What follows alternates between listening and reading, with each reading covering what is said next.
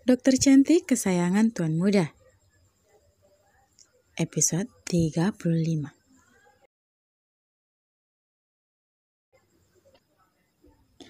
Inggit berdiri dengan tenang, menghadap ke arah cahaya yang dipancarkan oleh sang matahari yang sudah mulai redup. Memejamkan mata seraya merasakan hembusan angin yang begitu sejuk. Inggit suka di sini, Nek. Rasanya sangat tenang. Tutur Inggit yang memang sedang berdiri di samping Rina. Baguslah sayang, kalau kamu senang. Itu artinya kamu harus sering-sering datang ke sini untuk mengunjungi nenek ya. Pinta Rina tersenyum bahagia. Rina sangat menyukai istri cucunya ini. Benar kata Rizka, Inggit adalah orang yang tepat untuk Romi. Inggit yang dikenal cerewet mungkin bisa membuat jelmaan es balok itu mencair. Inggit mengangguk, menoleh ke arah Rina kemudian menyunggingkan bibirnya tipis. Iya, Nek. Kalau Inggit dan burung kutub itu tidak sibuk, kami akan mengunjungi nenek. Inggit memeluk Rina dari samping. Dia bersyukur karena diterima baik oleh semua keluarga Romi. Hingga ia tidak perlu bersusah payah untuk mendekatkan diri dan mengambil hati mereka. Rina tertawa lebar mendengar nama hewan itu.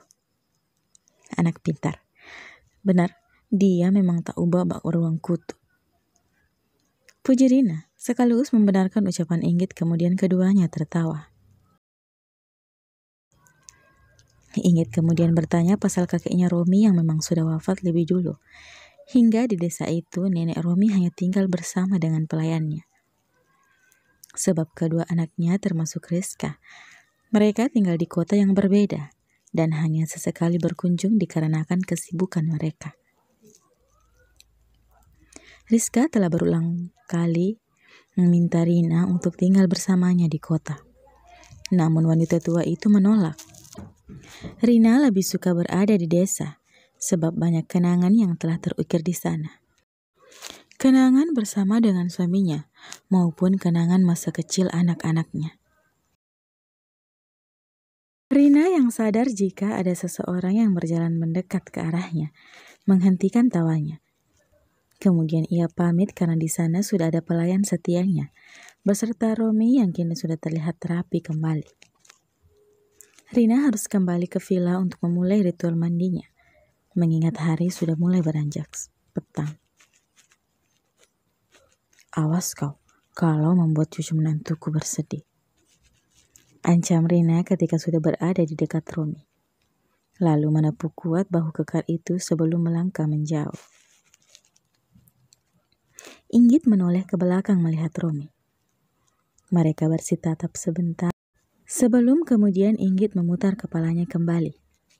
Seraya menatap lurus dengan kedua tangannya masih saling memeluk lengannya sendiri. Menghangatkan tubuhnya yang sudah mulai terasa dingin. Romi berjalan mendekati istrinya, memasangkan jaket yang memang sengaja ia siapkan di bahu Inggit. Hingga membuat wanita itu menoleh ke samping, di mana suaminya berdiri. Dan itu hanya berlangsung sebentar. Inggit lebih suka menatap keindahan alam di depannya sekarang, ketimbang menatap suaminya. Ada sedikit perasaan jengkel yang dirasakan wanita itu terhadap suaminya. Wajar kan? Romi berdiam diri dengan gaya kedua tangannya masuk ke dalam saku celananya, menarik nafas sejenak, lalu kemudian membuka suara. Maaf, tutur Romi dengan nada rendah. Tidak masalah. Balas cepat Inggit yang sudah tahu kemana arah pembicaraan Romi. Lantas, kenapa kamu tidak melanjutkan acara bermainmu? Aku bisa berkeliling sendiri. Romi yang awalnya sudah melihat ke depan kini mengalihkan tatapannya. Memandang istrinya yang masih berdiri tenang, meski nada bicaranya sudah sedikit ketus. Tuh kan, radio rusak ngambek. Tapi lucu juga. Batin Romi. Setelah kejadian tadi di mana Inggit menatapnya datar, Romi segera berpamitan kepada Dista dan orang tuanya untuk pulang tanpa peduli rengekan Disa yang sudah memaksanya untuk tetap tinggal. Bahkan pria itu berlari menuju villa untuk segera membersihkan diri dan menemui sang istri. Romi tersenyum tipis. Aku pikir istriku sedang marah karena aku tidak menepati janjiku untuk menemaninya jalan-jalan sore.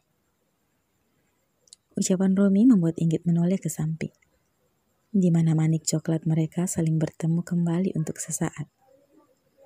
Inggit dapat melihat jika suaminya itu sedang tersenyum tipis seraya melihatnya. Dasar menyebalkan.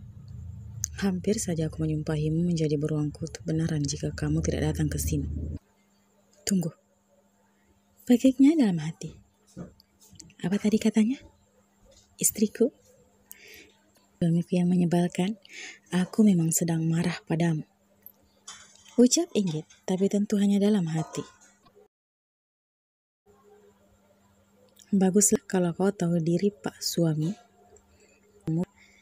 Merapatkan jaket di tubuhnya, dan tingkah itu membuat Romi tidak tahan untuk tidak mengelus pucuk kepala istrinya itu. Ayo, kemana?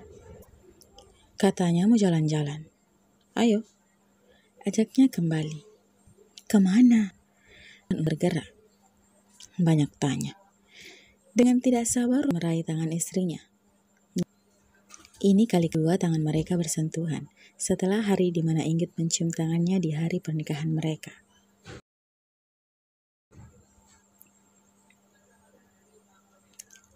Di sebuah klub malam, seorang pria blasteran sedang termenung di sofa panjang.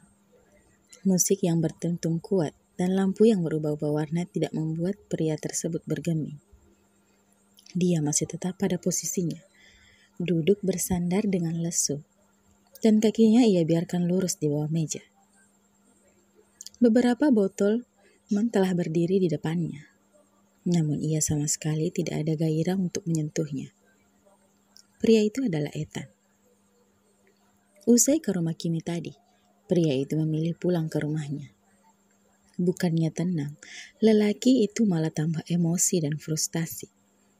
Bahkan rasanya nyaris gila karena ucapan kedua orang tuanya yang sudah seperti bom nuklir. Acara perjodohannya tetap dilanjutkan dan keluarga besar mereka akan bertemu dalam minggu ini. Tanpa naik ke kamarnya, Ethan kembali berlalu dan melajukan mobilnya tidak tentu arah. Setelah merasa lelah sendiri, Ethan singgah di tepi danau favoritnya dan berdiam diri di dalam mobilnya hingga sore menyambangi. Dan pada akhirnya, saat langit telah gelap, pria itu berakhir di klub malam. Ia ingin menumpahkan semua kekesalannya, kesialannya, kemarahannya dengan cara membuat dirinya mabuk. Tapi sampai saat ini minuman di depannya masih utuh. Ya Tuhan, apa yang sudah aku perbuat sebelumnya? Kenapa hidupku rasanya begitu berantakan seperti ini? Gerutunya setengah menangis. Wanita yang kucintai akan menikah dengan pria lain. Aku? Ethan menunjuk dadanya sendiri. Aku pun akan menikah dengan wanita pilihan orang tuaku. Sambungnya lagi dengan nada yang begitu lesu dan putus asa. Nasibmu tragis sekali, Ethan. Gumamnya kembali, lalu memijit pangkal hidungnya. Kepalanya terasa begitu pusing, hingga rasanya ingin pecah. Perutnya pun keroncongan, karena sedari pagi tidak pernah diisi. Pria itu sungguh terlihat begitu kacau. Kemeja dan rambutnya pun acak-acakan. Ia tidak punya waktu untuk mengurusi penampilannya saat ini. Yang ada di otaknya sekarang adalah Kimi, dan Kimi. 30 menit kemudian. Brok. Pintu salah satu ruangan VIP Club itu terbuka. Menampilkan kedua sosok pria tampan yang sudah berada di ambang pintu dengan raut wajah yang cukup kaget. Bagaimana tidak, sahabatnya sudah terlihat teler sambil terus menggerutu tidak jelas. Pria itu telah terlihat putus asa dan kehilangan separuh hidupnya. Sedahsyat itukah kekuatan cinta? bisa menjadi penguat dan juga bisa membuat hancur. Al dan Jason, kedua pria itu saling pandang lalu tersenyum kecil. Kemudian kemudian masuk dan menghampiri sahabat mereka yang sudah meracau tidak karuan. "Ethan," panggil Al. Kalian." Ternyata pria itu masih mengenali sahabatnya.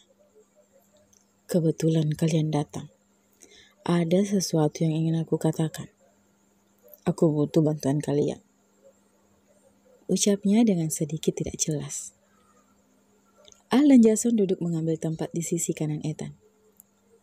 "Bantuan apa?" tanya Al, sedangkan Jason sedang menyembunyikan botol yang masih tak tersentuh.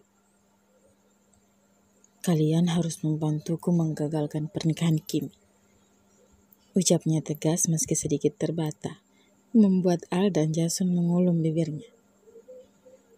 "Kita harus menculik Kimi, atau tidak kita habisi saja calon suaminya," tambahnya kemudian menyampaikan ide konyolnya.